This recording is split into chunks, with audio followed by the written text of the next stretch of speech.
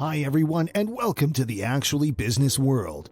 Today, we're going to talk about 5 types of investment you should look at. But before that, don't forget to smash the like button and subscribe to our channel. Now, let's begin. Number 1. Stocks. A stock is a security that represents the ownership of a fraction of a corporation. This entitles the owner of the stock to a proportion of the corporation's assets and profits equal to how much stock they own. Units of stocks are called shares. Stocks are bought and sold predominantly on stock exchanges, though there can be private sales as well, and are the foundation of many individual investors' portfolios. These transactions have to conform to government regulations, which are meant to protect investors from fraudulent practices. Historically, they've outperformed most other investments over the long run. These investments can be purchased from most online stockbrokers. Corporations sell stock to raise funds to operate their business. The holder of a stock, a shareholder, has now bought a piece of the corporation and, depending on the type of shares held, may have a claim to a part of its assets and earnings. In other words, a shareholder is now an owner of the issuing company. Ownership is determined by the number of shares a person owns relative to the number of outstanding shares. Stockholders do not own corporations. They own shares issued by corporations. But corporations are a special type of organization because the law treats them as legal persons. In other words, corporations file taxes, can borrow, can own property, can be sued, etc. The distinction is important because corporate property is legally separated from the property of shareholders, which limits the liability of both the corporation and the shareholder. If the corporation goes bankrupt, a judge may order all of its assets sold, but your personal assets are not at risk. Number 2. ETF. An exchange-traded fund is a type of security that tracks an index, sector, commodity, or other asset, but which can be purchased or sold on a stock exchange the same way a regular stock can. An ETF can be structured to track anything from the price of an individual commodity to a large and diverse collection of securities. ETFs can be structured to track specific investment strategies.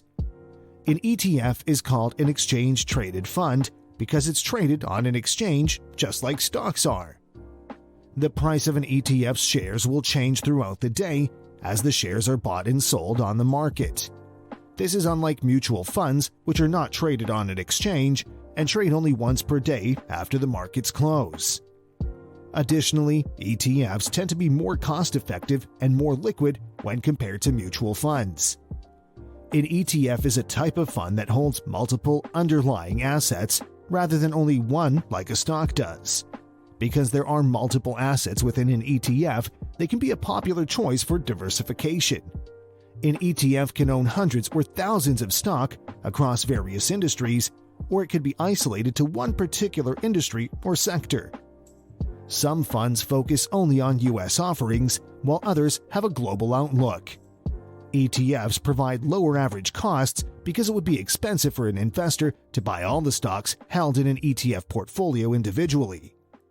Investors only need to execute one transaction to buy and one transaction to sell, which leads to fewer broker commissions because there are only a few trades being done by investors. Number 3. Options. The term option refers to a financial instrument that is based on the value of underlying securities, such as stocks. An options contract offers the buyer the opportunity to buy or sell, depending on the type of contract they hold, the underlying asset. Unlike futures, the holder is not required to buy or sell the asset if they decide against it. Each contract will have a specific expiration date by which the holder must exercise their option. The stated price on an option is known as the strike price. Options are typically bought and sold online or retail brokers. Options are versatile financial products. These contracts involve a buyer and seller, where the buyer pays a premium for the rights granted by the contract. Call options allow the holder to buy the asset at a standard price within a specific time frame. Put options, on the other hand, allow the holder to sell the asset at a stated price within a specific time frame. Each call option has a bullish buyer and a bearish seller, while put options have a bearish buyer and a bullish seller. Traders and investors buy and sell options for several reasons. Options speculation allows a trader to hold a leveraged position in an asset at a lower cost than buying shares of the asset. Investors use options to hedge or reduce the risk of exposure of their portfolios. In some cases, the option holder can generate income when they buy call options or become an options writer. Number 4. Bonds. In simple terms, a bond is a loan from an investor to a borrower, such as a company or government. The borrower uses the money to fund its operations, and the investor receives interest on their investment. The market value of a bond can change over time. A bond is a fixed income instrument, which is one of the 3 main asset classes or groups of similar investments frequently used in investing. Most investment portfolios should include some bonds, which help balance out risk over time. If stock markets plummet, bonds can help cushion the blow. Bonds, like many investments, balance risk and reward. Typically, bonds that are lower risk pay lower interest rates. Bonds that are riskier pay higher rates in exchange for the investor giving up some safety. There are different types of bonds. Bonds work by paying back a regular amount to the investor, also known as a coupon rate, and are thus referred to as a type of fixed income security. For example, a $10,000 bond with a 10-year maturity date and a coupon rate of 5% would pay $500 a year for a decade, after which the original $10,000 face value of the bond is paid back to the investor. Bonds are relatively safe. Bonds can create a balancing force within an investment portfolio. If you have a majority invested in stocks, adding bonds can diversify your assets and lower your overall risk. Unfortunately, with safety come lower interest rates. Long-term government bonds have historically earned about 5% in average annual returns, while the stock market has historically returned 10% annually on average. Number 5. Cryptocurrency. A cryptocurrency is a digital currency that can be used to buy goods and services, but uses an online ledger with strong cryptography to secure online transactions. Much of the interest in these unregulated currencies is to trade for profit, with speculators at times driving prices skyward.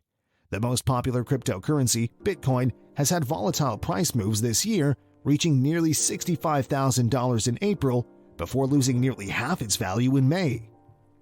Cryptocurrency is a form of payment that can be exchanged online for goods and services. Many companies have issued their own currencies, often called tokens, and these can be traded specifically for the good or service that the company provides. Think of them as you would arcade tokens or casino chips.